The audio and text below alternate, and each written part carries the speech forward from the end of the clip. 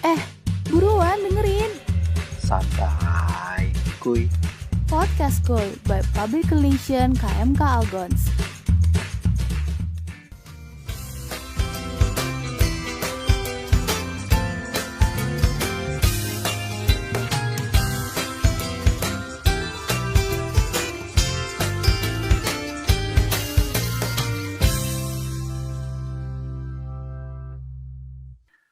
Halo Algoners, welcome back to Podcast Kuy. Gimana nih kabar kalian setelah UTS? Semoga masih baik-baik aja ya, nggak stres. Nah, biar nggak stres nih, makanya kita mau nemenin kalian buat adain podcast dari KMK. Nah, kenalin dulu, aku Lalang dari FISIP Angkatan 20 yang bakal nemenin kalian di podcastku ini. Nah, di podcastku ini aku nggak sendirian pastinya, aku ditemenin sama Kak Sas. Halo Kak Sas. Halo Lang, halo juga Algoners. Kenalin, aku Sastra dari Bahasa Inggris 2019. Bener banget kata Lalang, tadi kita bakal nemenin kalian di podcast keempat kali ini. So, enjoy ya!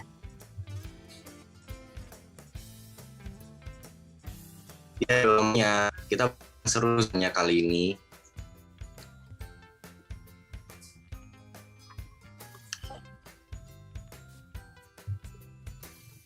Yoi, pastinya Lang, kita bakal bahas live after KMK.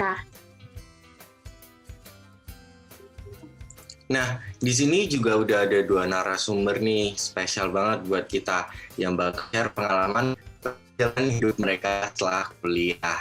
Nah, ada Kak Andre. Halo Kak Andre, apa kabar nih? Halo Lalang dan teman-teman KMK Algon semua.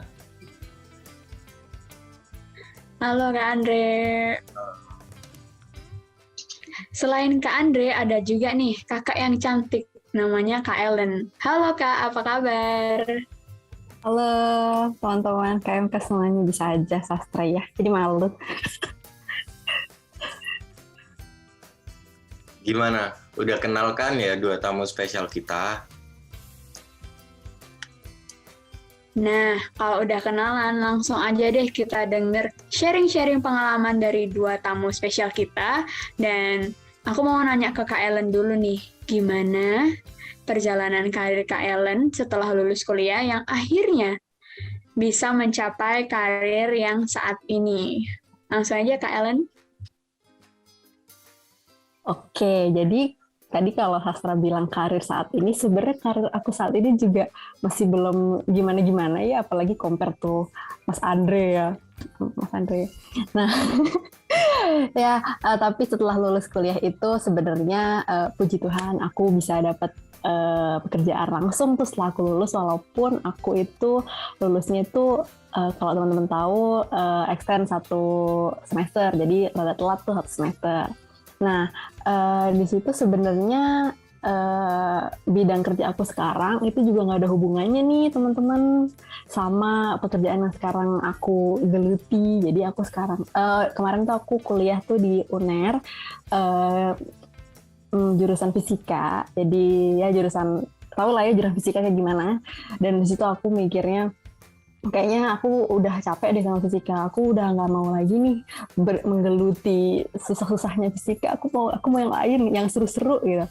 Akhirnya aku coba cari-cari tentang apa sih yang kira-kira sekarang tuh kerjaan yang lagi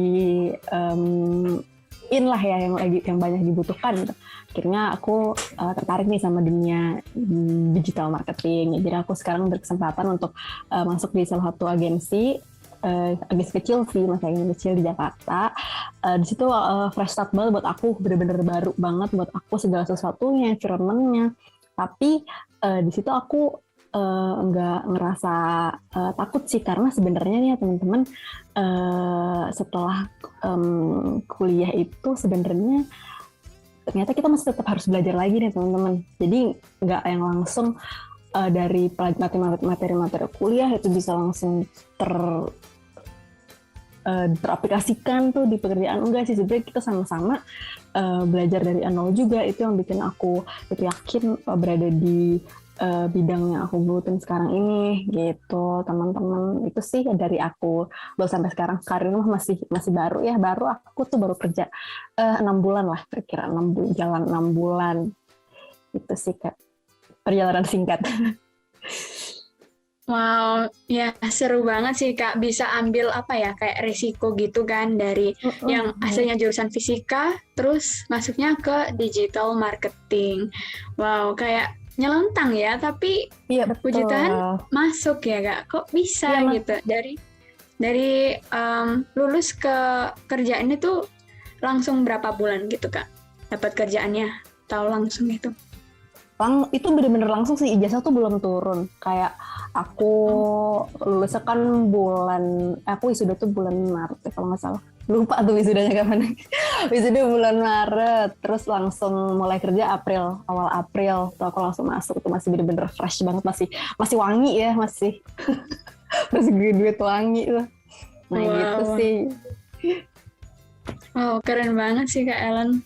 Mungkin Lalang. Iya sih, keren sih bisa ini ya apa kesempatan tuh emang ada di mana-mana, nggak harus yang cari satu jurusan.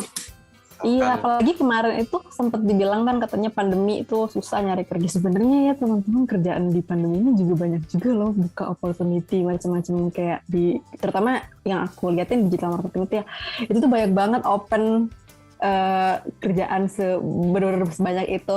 Jadi kayak teman-teman nggak usah panik deh, pasti ada. Puji Tuhan, dalam nama Tuhan Yesus. Berarti dari Kak Ellen ini intinya pinter-pinter cari kesempatan aja ya, karena bakal ada kesempatan meskipun pandemi kayak gini. Nah, kan dari Kak Ellen ya, terus sekarang aku mau denger sih perjalanan karir Kak Andre ini gimana setelah lulus kuliah gitu. Oke, kalau ngomongin soal karir setelah kuliah, sebenarnya nggak ada yang baik diceritakan. Maksudnya kayak setelah lulus, langsung karena 1 bulan sebelum wisuda emang kebetulan, puji Tuhan karena kemurahan hati Tuhan udah dapat tempat di Jakarta di salah satu startup. Dan setelah 2 tahun, masih berlanjut di startup juga sampai saat ini. Jadi kayak ya 3 tahun ini aku di startup sih, Lala gitu.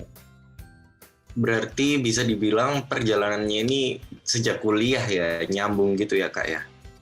Nah benar, jadi dari perjalanan aku 3 tahun ini yang banyak berkutat di bidang kreatif, bikin video, iklan, tutorial, kemudian dokumenter kecil-kecil itu, memang semuanya sama kayak yang Lalang bilang tadi, bahwa semuanya tuh justru bibitnya tuh terjadi ketika di kuliah gitu. Jadi apa yang aku kerjain sekarang itu sesuatu yang sebenarnya dari kuliah aku sudah kerjain gitu.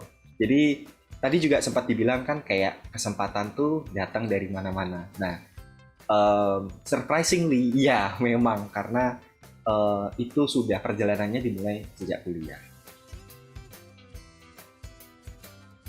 Oke, jadi yang penting tekun gitu ya, karena ya itu tadi kita mungkin nggak sadar kalau orang sekitar kita itu bakal ngasih peluang gitu untuk kita. Nah, terus nih berarti Kak Andre ini aktif dong selama kuliah. Maksudnya kegiatan apa aja sih yang digelutin Kak Andre biar kayak memudahkan dapat relasi gitu, terutama untuk meskipun kita udah lulus kuliah itu masih ada relasinya gitu, bahkan untuk karir gitu. Itu mungkin bisa kasih tips-tips gitu Kak, gimana? Oke, tadi menarik ngomongin relasi. Satu hal yang bisa aku pelajari dari perjalananku adalah bahwa IP penting, nilai penting karena itu tanggung jawab teman-teman ke orang tua, ya penting. Tapi bahwa ternyata yang bikin aku nggak bilang bahwa aku sudah berhasil, bukan, tapi bahwa Tuhan dengan segala kelimpahannya yang aku punya sekarang itu justru datangnya dari relasi, Lang. Jadi justru datangnya itu dari seniorku, di mana aku pada waktu itu kan tadi udah diceritain bahwa ngerjain banyak hal, bikin video, di situ tuh aku sering kayak bikin video sama senior gitu. Nah, ternyata justru di situ dari senior itu aku dapat apa ya, rezekinya tuh di situ. Jadi ceritanya dulu ikut apa ibaratnya sering bikin video. Kemudian ada pada satu titik di mana senior tuh nanya ke aku, Andre, kamu bisa bantu nggak sih buat edit bagian ini gitu? Karena kebetulan waktu kuliah tuh aku lebih banyak terlibat tuh sebagai editor. Kemudian aku bilang, oh bisa mas. Yang awalnya sebenarnya nggak bisa gitu, kayak gak tahu gimana ya caranya. Nggak pernah nih bikin kayak gini. Nah tapi kemudian karena aku mau coba dan ternyata karena kemurahan hati Tuhan juga dan karena kesempatannya pas, kebetulan jadi juara. Dan di situ justru jadi pembuka untuk pintu-pintu rezeki berikutnya. Dan kalau ngomongin tips, jangan pernah ya, oke, kuliah penting, IPK perlu sebagai pertanggungjawaban, tapi banyak-banyaklah berteman, banyak-banyaklah ketemu orang, banyak-banyaklah ikut organisasi, karena dari situ teman-teman apa ya, bisa membuka lebih banyak pintu rezeki, bisa membuka banyak relasi, yang dari situ pengalaman sudah bicara. Kita seringkali kayak kita dengar orang nilainya tinggi, orang nilainya memuaskan di kuliah, tapi kadang sumber rezekinya bukan dinilai, tapi dari, kalau kata orang-orang bahasa ini, the power of orang dalam relasi. Apakah orang dalam itu salah? Enggak. Kan ibarat kita punya usaha, kita kan pengennya kerja sama orang yang kita percaya, bukan? Yang bisa kita andelin, bukan? Nah di situ tuh yang teman-teman harus jaga baik-baik. Oke, jadi lebih ke berani sih ya, berani ngambil keputusan gitu. Nah, kayaknya nggak fair sih kalau kita ceritanya ini baik-baik aja, manis-manis aja. Nah, bener nggak Kak Sas? Aku pengen tahu dari dua narasumber ini, Ya dong. pengalaman yang bikin kayak mereka, aduh, aku bisa nggak ya bangkit lagi? Karena kan pasti selama kuliah itu nggak selamanya berjalan yang kayak mereka pikirkan gitu kan. Apalagi kerja gitu. Masa sih segampang itu gitu loh kita dapat kerja, pasti bikin orang lain overthinking gitu. Nah, aku mau dengar dari narasumber kita, ntar gantian aja, pengalaman yang mau diceritain. Tapi pengalaman yang buruk nih gitu. Dan apa sih yang didapat dari, apa ya, mungkin kayak ngerasa paling jatuh di situ gitu kan. Karena ya pasti namanya mahasiswa ya, pasti ada kan kayak gitu. Oke, silahkan. Siapa dulu yang mau? Mungkin Kak Ellen dulu. Ceritain struggle-nya ya. Struggle, jadi kayak sempet di titik yang paling susah, hektik-hektiknya gitu mungkin. Pas kuliah ya? Kayaknya, iya, pas kuliah dong. Ada kan Kak? Bisa diceritain kebetulan masih fresh ya. Kalau Mas Andre nggak tahu, masih ingat harusnya Mas Andre ya. Struggle-nya itu jelas karena tadi aku udah bilang kan, aku lulusnya tuh extend 1 semester. Itu 1 semester extend bukan karena apa, karena aku tuh berniat untuk memperbaiki IPK, teman-teman ceritanya. Kayaknya kalau nambah 1 semester bisa deh nih IPK-nya 3. Karena tahu sendiri kan, udah dihantui aja tuh kita lah anak-anak tahun akhir gitu bakalan, aduh kalau IPK nggak 3 ngelamar di mana-mana mana bisa kan. Nah akhirnya oke, daripada susah nyari kerja kan, mendingan kita tambah tuh 1 semester. Tapi kenyataannya di perjalanan penambahan semester ini ternyata juga penambahan semesternya tidak berarti banyak gitu. Tuh IPK juga ternyata tidak bisa terdongkrak, saudara-saudara, ternyata masih ya mepet, masih tetap aja gitu di bawah 3, nggak nyampe 3. Dan itu sebenarnya aku udah overthink aja sebenarnya, ya ampun, kemana bisa nih kita daftar-daftar lowongan-lowongan yang perusahaan-perusahaan gede gitu kan, biasanya ada tuh yang namanya syarat minimal IPK 3.0. Nah kayak gitu-gitu, aduh kayaknya harus hempas jauh-jauh nih, kemana bisa kerja di tempat yang bagus-bagus gitu, nggak bakal bisa apply. Nah itu sebenarnya bikin cukup overthink juga di saat-saat terutama setelah aku sidang ya. Setelah aku sidang tuh aku mikir juga tuh, aduh gimana ya, bisa nggak ya nanti dapat kerja. Soalnya aku tuh tipe-tipe yang aku nggak mau nih buang-buang buang-buang waktu terlalu lama ya, kayak nganggur, nggak mau banget, aku tuh takut gitu kan, nggak mau menambah angka pengangguran gitu. Nah akhirnya ternyata setelah aku telaah lagi, ternyata banyak teman-teman si job lowongan-lowongan yang nggak pakai syarat IP tapi pakai syarat ya pengalaman organisasi di kampus gitu. Setengahnya ada tuh kepanitiaan gitu. Jadi aku langsung kayak wah ini ada jalan nih di sini. Aku nggak perlu merasa berkecil hati walaupun IPK 2,6. Aku nggak perlu berkecil hati. Aku susun CV, aku mulai apply. Jadi dulu tuh kayak apply itu aku tuh kira-kira melempar kira-kira 50-an lah. Aku daftar di 50-an gitu. Dipanggil interview itu interview 2 kali.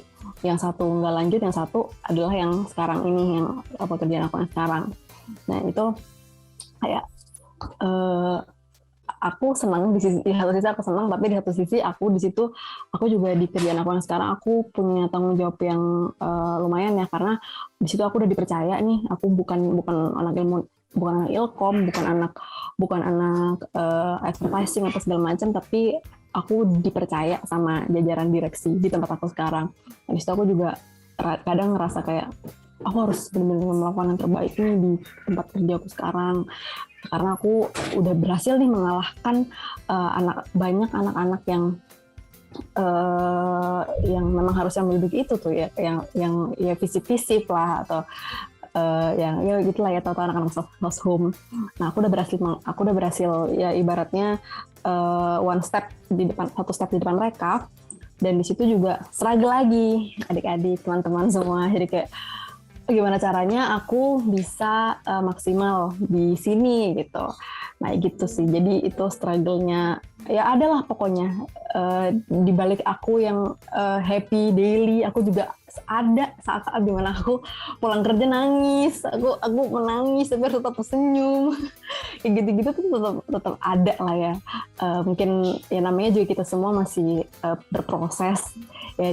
Aku sih menikmati aja sih ya. Kalau misalnya kita nggak struggle gitu kan nggak jadi apa-apa juga sih. Semuanya kan butuh pengorbanan, bener begitu Mas Andre. Betul. Gak ada hal luar biasa di hidup ini tuh yang didapat dengan cuma-cuma. Betul. Nggak apa pakai air mata, pakai darah bercucuran.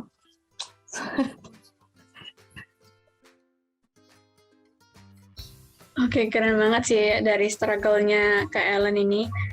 Kayak ya seperti itulah ya. Merangkak dulu, abis itu berdiri sih. Betul. Lanjut Habis itu film. terbang. Terbang. Oke, itu dari Kak Ellen. Sekarang ke Kak Andre. Gimana nih pengalaman buruknya gitu Kak? Boleh diceritakan.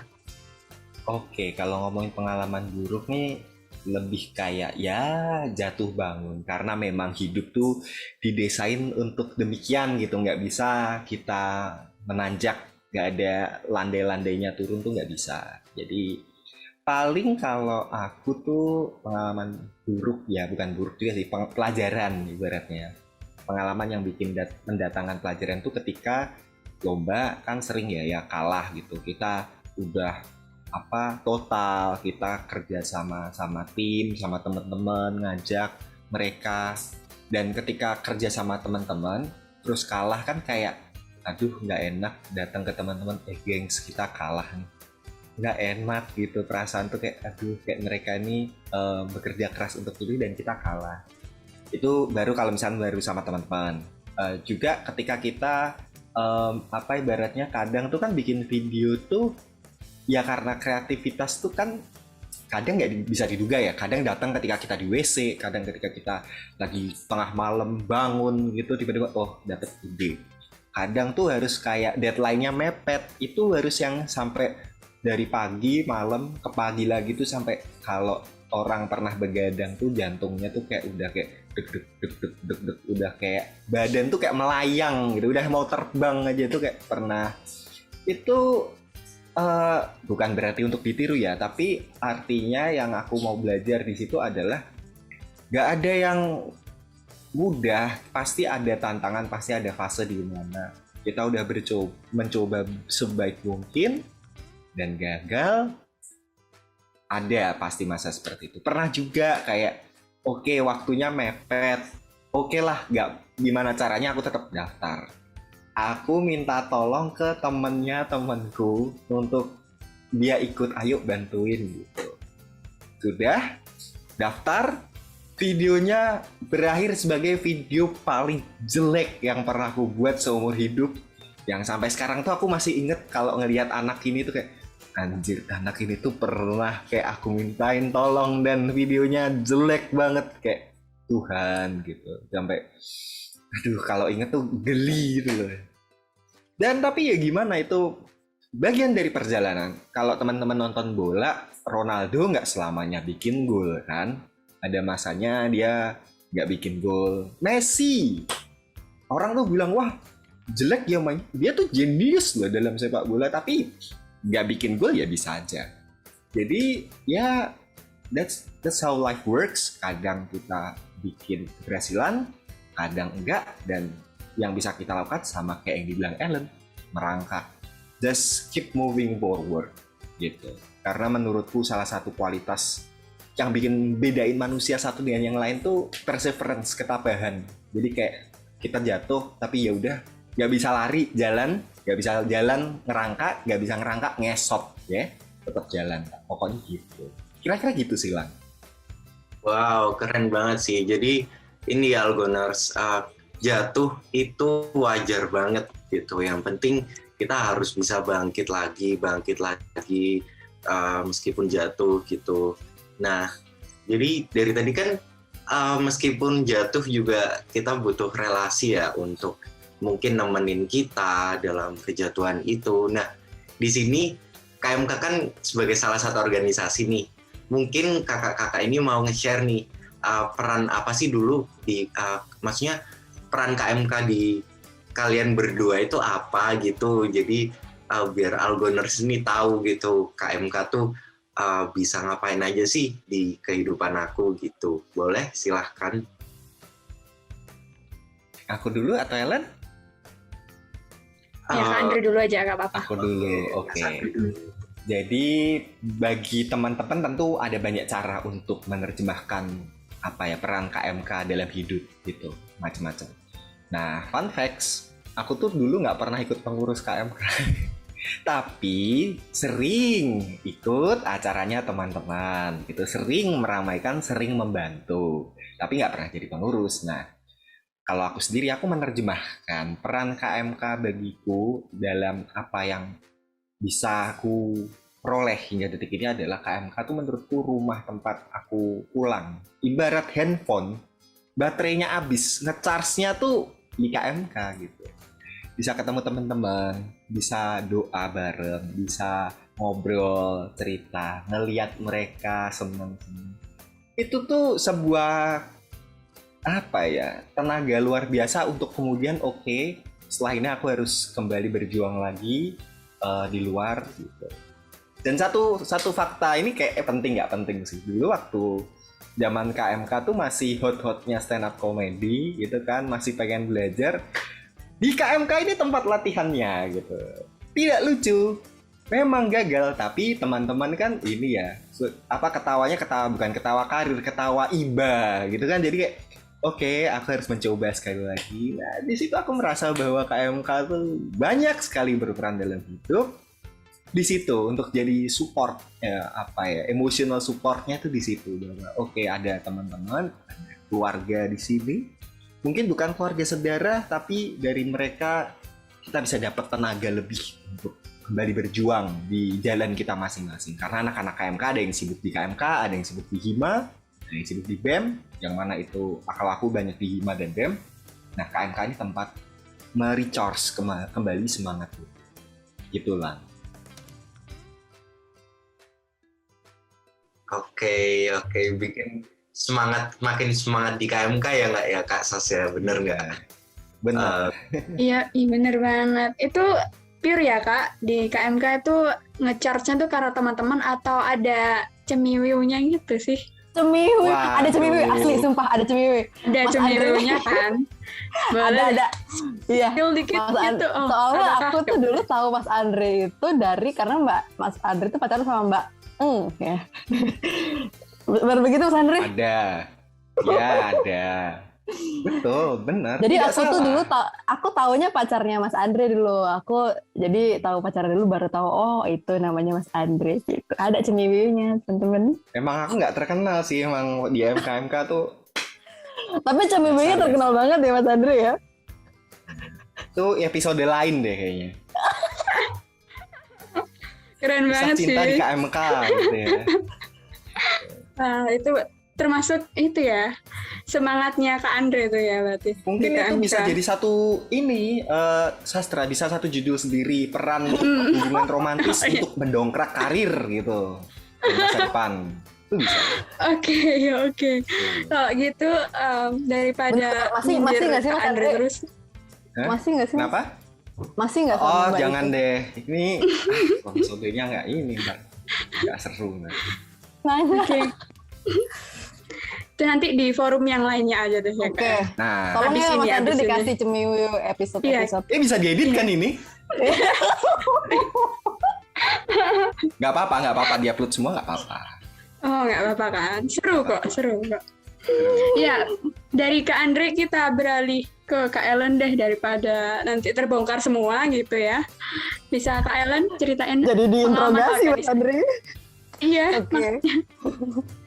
Jadi kalau aku tuh sebenarnya kalau anak KMK tuh hebat-hebat ya. Terutama orang-orang yang aktif di KMK karena mereka tuh bener-bener apa ya? Aku bisa bilang mereka tuh bener-bener sekuat tenaga lah dengan penuh niat mereka tuh menarik orang-orang yang anak-anak Katolik yang nggak aktif. Terutama aku bisa bilang diriku. Jadi aku sebenarnya dulu tuh sama KMK tuh awal-awal masuk tuh nggak yang gimana-gimana tuh ya sama KMK, tapi teman-teman seangkatan aku tuh bener-bener hebat banget. Mereka tuh yang aktif di KMK tuh narik-narikin, ngajak-ngajakin kalau ada event itu pasti ngajak gereja bareng. Nah, aku tuh pokoknya aku nggak pernah ikut kepengurusan apapun sampai di ujung kelulusan aku langsung diajak jadi inti jadi BPI ya. Aku tuh langsung tuh biasanya kan BPI itu harus jadi pengurus dulu tiba-tiba jadi BPI. Nah, aku jalur orang dalam nih kalau kata Mas Andre ya. Bener-bener orang dalam yang sedalam itu sampai aku langsung jadi inti di akhir tahun aku di perkuliahan. Nah, di situ aku jadi lebih terbuka nih sama perjuangan teman-teman KMK selama ini. Aku jadi tahu selama ini struggle-nya bikin event-event kayak gini, bener-bener menjaring teman-teman yang suka cabut-cabutan itu gimana biar caranya KMK tetap solid gimana. Dan di situ aku tuh bener-bener merasa bener ya namanya keluarga mahasiswa Katolik tuh bener-bener rasanya tuh kayak keluarga. Sebenarnya rasanya tuh nggak seperti berorganisasi. Kayaknya organisasinya itu cuma 10%, 90% itu adalah ya gimana kita hubungan kekeluargaan. Karena kita lagi-lagi kita dipersatukan karena Tuhan kan ya kan. Kita dipersatukan sama agama kita. Nah di situ aku benar-benar ngerasa perbedaannya karena aku juga sebelum jadi KMK tuh aku aktif di BEM. Jadi aku 2 tahun BEM. Dan di situ aku ngerasa perbedaannya sih sense of belonging itu bener-bener berbeda banget sama organisasi yang bener-bener organisasi kampus gitu. Nah di sini jadi walaupun inti tapi tetap kita tetap santai, tetap bisa curhat-curhat, tetap bisa ya jalan-jalan gitu bareng kayak gitu-gitu sih. Dan itu bikin aku jadi nyesel juga tuh dia gitu kan, ya ampun kok nggak dari dulu aja ya gitu. Dulu kemana aja nih, dulu cuma ditarik-tarik doang, dulu dikejar-kejar doang. minta dikejar dulu aku tuh kayak kalau nggak diajak nggak mau ikut. Jadi kalau aku ada di kepanitiaan tuh dulu tuh karena aku habis dikejar-kejar tuh, Len, ayo tolong dong jadi panitia ini, tolong jadi panitia itu gitu. Tapi ternyata pas aku menjalanin juga ini kalau misalnya aku tahu rasanya kayak gini, aku sih bakal daftar nih, harusnya aku daftar gitu. Tapi karena aku memang suka dikejar tuh kan, mintanya dikejar, jadi ya begitulah hasilnya. Aku cuma ada di kepengurusan KMK secara resmi di akhir tahun. Tapi itu adalah pengalaman yang bener-bener aku syukuri banget sih bisa berkontribusi di KMK di akhir tahun aku kuliah. Oke. Ya seru banget sih Kak untuk ikut organisasi KMK ya. Kalau aku sih malah yang ngejar-ngejar sih Kak, kebalikannya Kak Ellen. Oh jadi Tapi kamu ya- nih, kamu Mm-mm. sabar ya menghadapi orang-orang kayak aku, tapi mereka tuh sebenarnya mau kok. Pendekatannya aja kita lebih ini. Oke, noted Kak. Nanti aku catat gitu, keep in mind. Mungkin Lalang ada tanggapan? Enggak sih, tapi ya kita udah denger kan tadi, kita udah bahas berbagai macam dari kedua narasumber ini. Kalau aku bisa simpulin sih, sebenarnya apa yang aku lakuin sekarang itu ngaruh sih buat masa depan.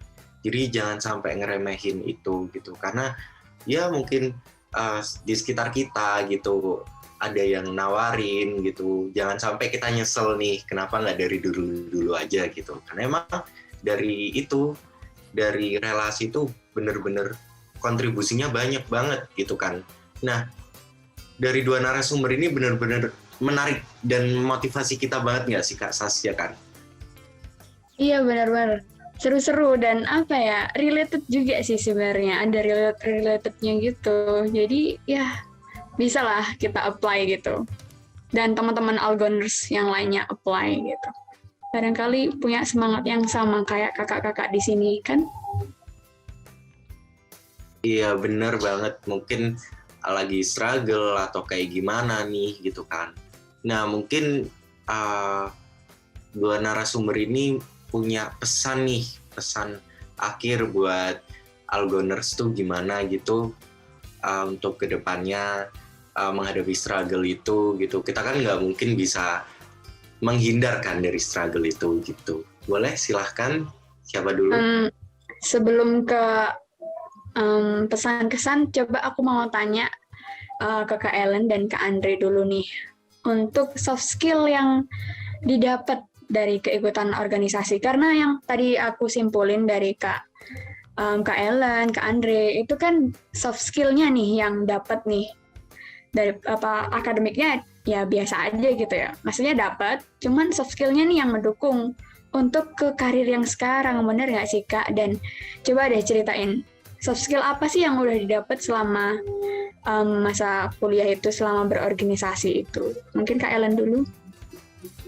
Kalau soft skill, sebenarnya selama aku kuliah tuh aku kan selalu ganti-ganti organisasi ya, mulai dari UKM, Hima, BEM, KMK, itu aku ada banyak banget lah pengalamannya, kayak aku ada apa aku ikut gitu. Nah, dari situ tuh apa yang bisa aku ambil sebenarnya adalah lebih ke gimana cara kita tuh menangani orang lain gitu, berempati sama orang lain, berkomunikasi sama orang lain, karena penting nih di setelah kehidupan pasca perkuliahan itu tuh sebenarnya kita hidup ini ya adalah tentang berkomunikasi gitu. Ada banyak pekerjaan-pekerjaan yang menuntut itu, walaupun pekerjaannya ya mungkin bekerja di perbankan atau mungkin kerjanya akuntan gitu, tapi itu sebenarnya core-nya itu menurut aku adalah gimana cara kita berkomunikasi gitu. Dari aku kuliah itu aku tuh belajar nih gimana caranya aku menghadapi orang yang males-malesan, misalnya ketika aku ada di posisi yang lebih tinggi di organisasi yang posisinya agak tinggi, gimana caranya aku bisa mengayomi mereka nih, gimana caranya aku bisa melakukan pendekatan ke orang yang, kalau misalnya orangnya pendiam gini pendekatannya kayak gimana, kalau misalnya orangnya suka heboh sendiri nih pendekatannya harus gimana. Nah itu aku tuh belajar banyak banget yang kayak gitu. Jadi aku tuh bisa ketika ketemu sama satu orang dan orang lain yang beda kepribadian gitu lah ya bisa kita bilang, itu aku juga menyesuaikan. Di situ ketika kita bisa menyesuaikan kayak gitu, itu bagus banget sih. Itu adalah soft skill yang menurut aku adalah yang aku syukuri dari aku yang suka berpindah-pindah organisasi pas kuliah. Jadi aku bisa menjual ini ketika aku apply, ketika aku mendeskripsikan CV aku bisa bilang kalau aku adalah orang yang aku bisa menyesuaikan gitu.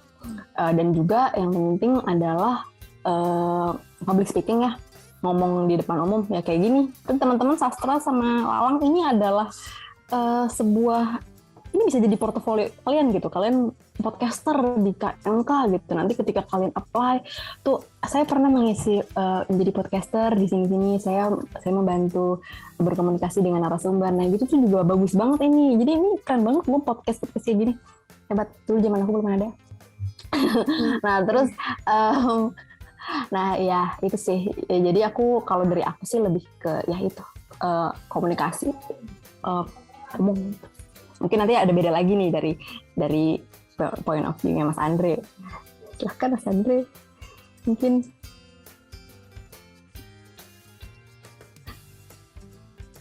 Ini langsung aku aja ya.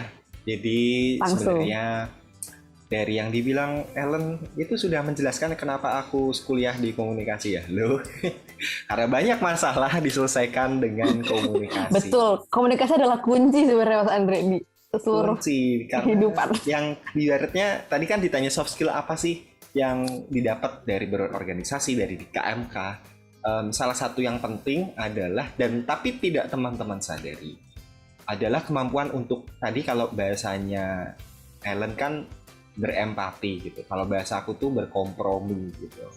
Karena dalam hidup ada banyak kondisi yang tidak ideal dalam pekerjaan, dalam berorganisasi, dalam bersosialisasi. Banyak hal yang tidak ideal dalam hidup gitu, yang kamu rencanakan tidak berjalan semestinya, yang kamu pikirkan tentang orang lain mikirnya beda, nggak kayak kamu. Nah, semakin kita ketemu orang dengan macam-macam bentuk, wujud, dan rupa, kita tuh punya kemampuan untuk bertoleransi lebih baik gitu, kayak ibarat karet nih, lebih gampang melar, lebih elastis gitu. Kita bisa lebih memahami, mengenal, menerima orang dengan keberbedaan mereka masing-masing. Karena manusia itu unik. Nah, ini salah satu pelajaran di ilmu komunikasi. Manusia itu unik, beda, nggak bisa disamain. Nah, dari situ juga ibaratnya menurutku nih, kalau aku mengutip dari pelajaran ilmu komunikasi juga ya. Jadi ketika orang menulis, ketika orang terbiasa bicara, menggunakan membaca, menggunakan akal pikir dan menumpahkannya dalam suatu bentuk tulisan misalkan, itu tuh melatih keruntutan dalam berpikir, bagaimana kita tuh bisa secara sistematis tuh mengolah sesuatu, termasuk ketika berkomunikasi, ketika ngobrol sama orang, ketika kita punya ide. Banyak orang punya ide, tapi tidak semua orang bisa bikin idenya diterima dengan baik oleh orang lain, bisa nyampe, oh kita bisa sama. Nah, itu sesuatu yang aku dapat di KMK, karena di KMK kita kenal banyak orang dari banyak latar belakang. Di situ penting. Mungkin beberapa bilang, oh aku anaknya introvert, tidak banyak bicara. Nah, aku merasa aku juga introvert, tapi berisik ya. Oke, sorry. Nah, nggak mungkin Mas Andre. Nggak bisa gitu. Tapi di situ, kenapa? Nggak bisa introvert, nggak deh, kayaknya Mas Andre bohong. Enggak ya gitu. Tapi di situ aku belajar. Paling utama adalah kenal banyak orang dengan latar belakang berbeda. Jadi ketika kita nanti di dunia kerja, nggak kaget. Gitu. Kita udah pernah tahu cara handling, tahu cara bersikap, tahu cara berperilaku, agar kita bisa tetap bekerja secara profesional dan menghasilkan hasil akhir yang kita kehendaki dengan konflik yang bisa kita manage, bisa kita kelola dengan baik. Mungkin menurutku kayak gitu. Oke, berhubungan sih ya. Tadi itu kan Kak Andre bilang untuk cara menyampaikan apa yang kita mau. Terus Kak Ellen juga bilang kalau cara penyampaian harus sesuai ini dong, latar belakang orang itu gitu. Ya mungkin ini bisa jadi tips nih buat Kak Sastra yang narik-narik anak ke KMK nih. Mungkin ya, gimana? Betul banget. Iya, betul banget. Ini tuh tips banget sih. Aku dapat kayak nilai poin-poin yang aku dapetin nih. Mungkin semoga nih Algoners juga dapat poin-poin yang dari tadi Kak Ellen dan Kak Andri sampein nih. Apakah Lalang juga merasakan yang sama gitu? Apakah udah dapat pencerahan nih dari pengalaman gitu? Kalau aku berasa ikut webinar sih ini. Webinar yang wow, private ya, kayak asik banget gitu. Sebenarnya kalau mau ngomong ini bisa sampai lama sih. Tapi Asik. gimana ya? Ngorek-ngorek banyak hal ya Kak ya. Bisa mengorek-ngorek masa lalu Mas Andre juga. Waduh, itu nanti beda forum deh, Kak. Asik. Boleh, Nah, tapi kita- recordnya di stop dulu biar ntar yang denger gak bosen. Ayo lo. Penasaran nggak? Nah, untuk bridging ke podcast berikutnya, buat kalian yang penasaran sama kisah-kisahnya Mas Andre, Tips Iya, dan betul trik banget. untuk ini. untuk ini. Apa? Untuk apa? Coba. Untuk sukses dalam karir dan percintaan melalui KMK. Oke. Weh, keren. Sukses berarti percintaannya. Lanjut. Oke. Lanjut. Oke, lanjut. Nah, mungkin dari tadi dua narasumber ini udah ngasih pesan sih, menurutku.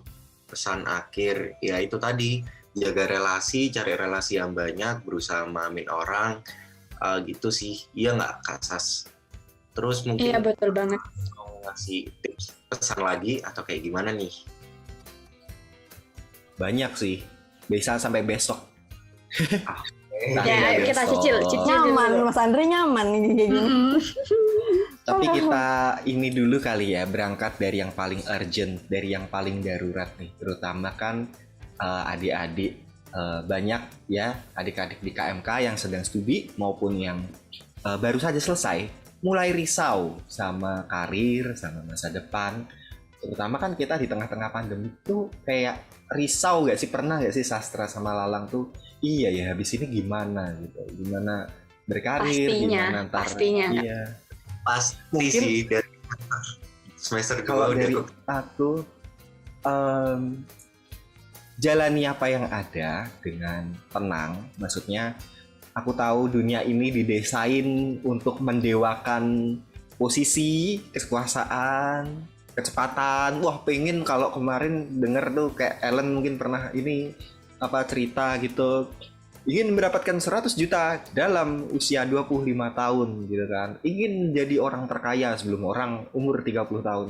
Banyak yang nulis itu, tapi dari pengalaman yang sekarang ada, aku merasa bahwa yang penting itu teman-teman merasakan, menghayati hidup teman-teman sekarang, mencoba banyak hal baru, jangan berhenti belajar, lakukan apa yang mau teman-teman lakukan, jangan merasa terburu-buru, karena teman-teman, adik-adik terutama yang masih baru lulus dan masih kuliah, kalian punya banyak sekali waktu yang kalian gak akan pernah bayangin betapa banyaknya waktu yang kalian punya. Jadi tetap bersemangat, tetap mencoba, kemudian jangan pernah lelah, berlatih apa yang teman-teman sukai, dan tetap punya iman bahwa Tuhan selalu menyiapkan segala sesuatunya indah pada waktunya. Wah, waduh, tersentuh banget sih. Ngena banget nih. Kalau Kak Ellen gimana nih? Pesan-kesan. Soalnya sebenarnya udah ini semua sama Mas, tersebutkan semua sama Mas Andre ya. Tapi aku nambahin dikit. Paling untuk adik-adik, teman-teman KMK yang sekarang ya mulai risau, mikir masa depan, terus ngelihat orang lain yang lebih sukses, orang lain kerjanya kayaknya enak gitu. Ya jangan terlalu banding-bandingin diri kalian sama orang lain aja. Jadi cukup kalian itu berkompetisi lah dengan diri kalian aja. Jadi kalian hari ini, besok kalian harus lebih baik dari hari ini. Udah cukup kayak gitu aja. Nah dengan begitu, dengan mindset kayak gitu, kalian bakalan terdevelop menjadi versi yang lebih baik. Diri kalian pasti bakalan lebih baik. Benar-benar. Super sekali. Tapi benar kalau bahwa teman-teman tuh nggak bermusuhan, nggak berkompetisi sama orang lain sebenarnya, tapi dengan diri sendiri. Maaf gangguan. Ya gitu, pokoknya intinya jangan berkompetisi sama orang lain, jangan banding-bandingin diri sama orang lain, karena kayak gitu tuh malah kalian yang ada fokusnya tuh bukan ke self development kalian, bukan ke diri kalian, bukan ke skill-skill kalian, tapi malah ke kayak cuman putus asaan gitu, kayak kok gue nggak bisa kayak orang lain, kok gue nggak bisa, nah kayak gitu yang bikin kalian nggak akan Nah, malah bikin stres, malah kagak ada maju-majunya nanti, malah nggak kemana-mana, kalian malah ya bakal jadi orang gitu-gitu aja gitu. Jadi Exactly. hindari pemikiran kayak gitu. Betul banget sih Kak. Jadi kita tuh harus menjadi best version of our life gitu kan. Jadi tujuannya kita tuh beda dari orang lain kan. Makanya kita harus ya punya target sendiri, terus ya nyusun misinya itu gitu sendiri itu ya Kak ya, kayak gitu kan. Betul sekali Sastra. Oke, dari Lalang. Iya, udah sih itu apa namanya bener-bener nge-refresh pikiran buat para Algoners nih yang abis UTS stres gitu kan, bisa ini apa namanya bisa nge-refresh pikiran. Bener banget sih tadi, ya bener Kak Sas, kalau kita harus tetap berusaha, nggak boleh menyerah gitu. Nah, karena udah banyak banget sih ini yang disampaikan, aku mau ngucapin terima kasih ke Kak Andre sama ke Kak Ellen yang udah mau sharing tentang pengalaman kalian, manis, pahit, itu semua di podcast Kuy. Ya, terima kasih Kak. Sama-sama, terima kasih Sama-sama. juga sudah mengundang. Betul. Semoga kita semua nanti ada satu waktu berkesempatan untuk ketemu adik-adik semuanya yang keren-keren pasti. Dan sharing-sharing masalah tadi ya Mas Andre. Mulai. Ya, memotivasi banget sih Kak Ellen, Kak Andre ini. Ya, semoga kita bisa bertemu dan barangkali nih dari Kak Ellen dan Kak Andre ini bisa menjadi apa ya, networking kita untuk teman-teman Algoners yang lainnya. Mungkin barangkali ada butuh kerja atau apa, mungkin bisa tanya-tanya gitu kan ke Kak Andre atau Kak Ellen. Oke, Kak. Kalau gitu, dari aku mohon maaf bila ada salah kata, perbuatan atau apa itu ya, yang nggak sengaja maupun disengaja. Terus jangan lupa untuk dengerin podcast Algons, yaitu ada podcast Quiz dan podcast Kuy dan Nigons di PNG, dan ada di Spotify, ada juga di YouTube KMK. Nanti Kak Andre, Kak Ellen dengerin ya. Siap. Dong. Pasti ditonton. Nah, betul banget nih. Dengerin ya, guys. Thank you juga buat Algoners yang udah dengerin podcast kita. Ya, thank you semua. Thank you semua. See you. Dadah.